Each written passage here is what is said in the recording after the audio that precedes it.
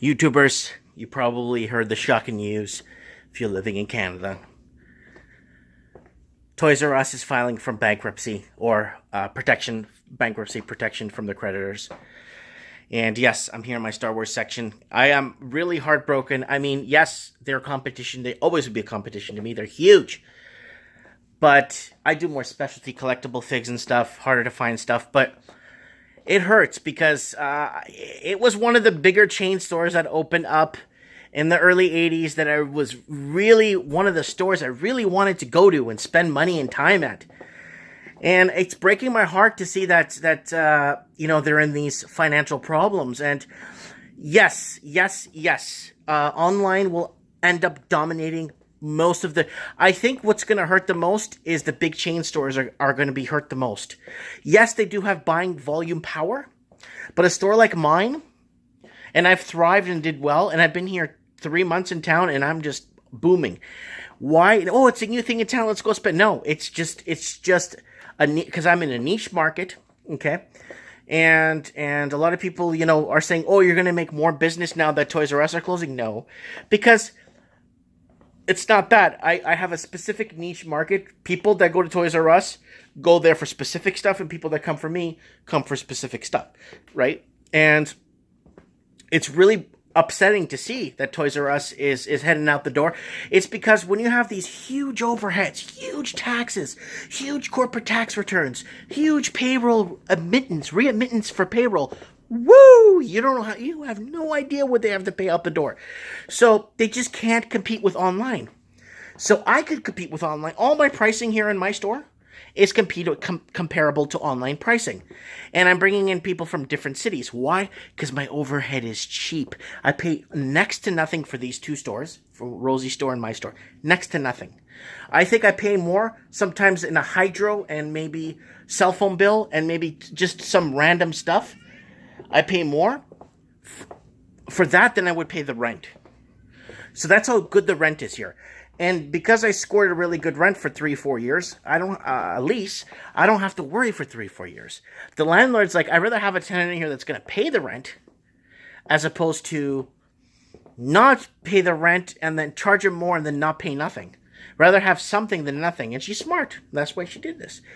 But Toys R Us, wow, filing for protection, bankruptcy protection. I'm blown away.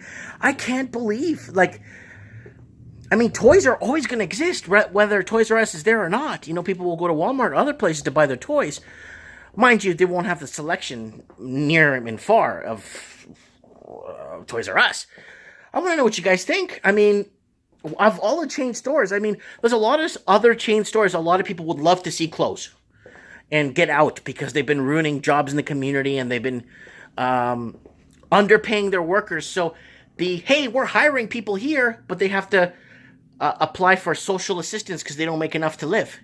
How are they helping people? How are they helping a community when 90% of their staff's on social assistance? That's horrible because then it shut down all the mom and pops businesses. I have a feeling mom and pops businesses, if they could compete with online pricing and those empty strip malls and all those empty stores and empty malls, could say, hey, you know what? Maybe I should just charge what I pay in property tax, let's say plus $5,000 a year. I'm going to charge this guy $1,000 per month rent, even though I was charging $5,000 a month 5 years ago. At least $1,000 covers my property tax. I have somebody renting the place, and you see what I'm saying. I think a lot of these empty strip malls that you see, empty malls, a lot of the owners are just going to step up and say, hey, I just want to cover my property tax and maybe just cover maybe a little bit of money just to cover my net, just to maybe beer money or something. Then if people wake up to that reality and say, you know what?